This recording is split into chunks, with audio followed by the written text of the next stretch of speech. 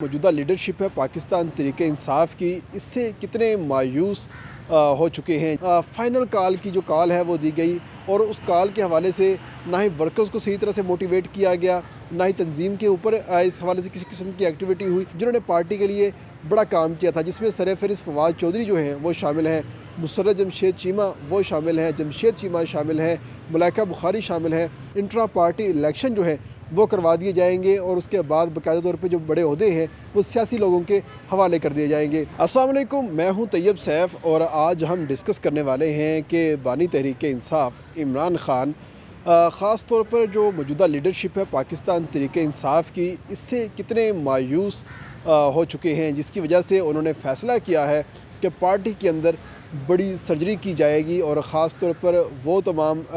रुकन और लीडर्स जिन्होंने पार्टी के लिए पहले बहुत सा काम किया था और उनकी कारकर्दगी जो है वो सामने नज़र आती थी, उनको जो है अहम पोस्टें दी जाएंगी, अहम नशिस्तें दी जाएंगी और साथ ही साथ जो पार्टी का मौजूदा स्ट्रक्चर है इसको भी दोबारा फिर से डिज़ाइन किया जाएगा। इन तमाम तर चीज़ों के हवाले से आज हम बात करने वाले हैं। ख़ास तौर पर बैरिस्टर गौहर गए इमरान ख़ान को अडियाला में मिलने के लिए, उसके साथ असद कैसर थे, सलमान अकरम राजा थे, बाकी तमाम लीडरशिप जो है वो भी अडियाला मुलाकात के लिए जाती रहेगी। लेकिन उन तमाम लीडरशिप से एक ही ख़ान को शिकवा था कि ये तमाम लोग मुझे बाहर की बातें अंदर आके ठीक तरह से नहीं बताते और जब वो जेल के अंदर होते हैं जो उनको मैं पैगाम देता हूँ कि बाहर जाके ये बताया जाए तो बाहर जाके सही तरीके से वो तमाम तरह बातें जो हैं वो नहीं बताते, जिसका उनको शिकवा था। और उनका ये कहना था कि 24 नवंबर को फ़ाइनल कॉल की जो कॉल है वो दी गई और उस कॉल के हवाले से ना ही वर्कर्स को सही तरह से मोटिवेट किया गया, ना ही तंजीम के ऊपर इस हवाले से किसी किस्म की एक्टिविटी हुई। जो भी चीज़ें हुई वो अली अमीन गंडापुर की जानिब से और बुशरा बीबी की तरफ से थोड़ी बहुत एक्टिविटी जो है वो नज़र आई थी। इसके अलावा पार्टी की जो बाकी तमाम तरह क़यादत है वो सिर्फ सेल्फियाँ बना के वीडियोज़ बना के चली गई और ख़ास तौर पर पंजाब की क़यादत से तो वो नाला थे,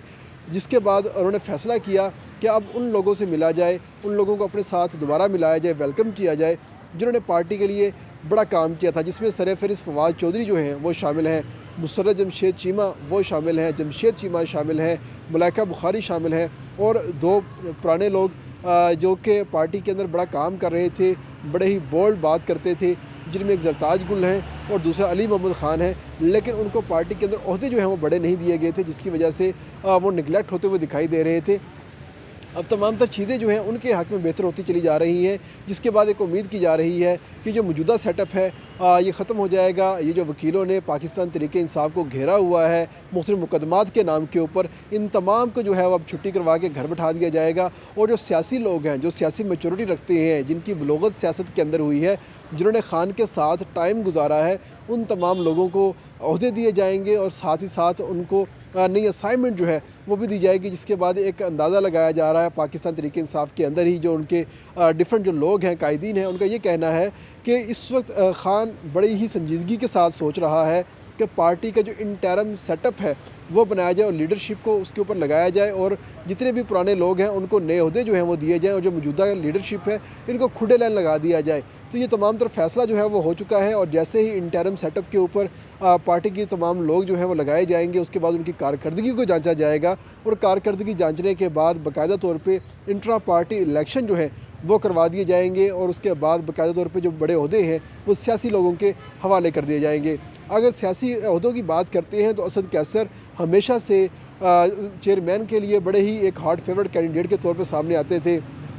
साबिक सदर आरिफ अलवी जो हैं वो बड़े एक हॉट फेवरेट के तौर पे नज़र आते थे। लेकिन ये जो अब मौजूदा सेटअप है और ख़ास तौर पे जो मौजूदा लीडरशिप ने जो पूरा कांड किया है, बुशरा बीबी को उन्होंने अकेले छोड़ दिया था डी चौक के ऊपर, जिसके बाद वो कारकुनान के दरमियान अकेली थी और वहाँ पर डटी रह गई, लेकिन आखिरी वक्त पे आके उनको वहाँ से निकलना पड़ा।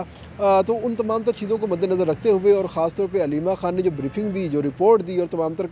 जो क़यादत है इसके हवाले से जो अपनी तमाम तर चीज़ें जो हैं वो बताई, जिसके बाद ख़ान ने अब फ़ैसला कर लिया है अब कुछ भी हो जाए कि जो मौजूदा लोग हैं इनको अब कोई बड़ा ओहदा जो है वो नहीं दिया जाएगा, बल्कि पार्टी के दरीना वर्कर्स, कारकुन जिन्होंने पार्टी के लिए कुर्बानियाँ दी हुई हैं और ख़ान के साथ वक्त गुजारा हुआ है, जो ख़ान की सियासी सोच को जानते हैं, उन तमाम लोगों को ओहदे दिए जाएंगे ताकि पार्टी जो है अपने एक्चुअल कलर के अंदर खुल के सामने आ सके और अपने वर्कर को प्रोटेक्ट कर सके। क्योंकि जितनी भी लीडरशिप है वो 26 नवंबर के बाद का जो बयानिया है वो सही तरह से नहीं बना सके थे, वरना पाकिस्तान तहरीक इंसाफ को तो बयानिया की जमात कहा जाता था। लेकिन ये बयानिया जो है अपना किसी भी तरह से कामयाब नहीं कर सके और आपस में ही इनकी जो लड़ाई है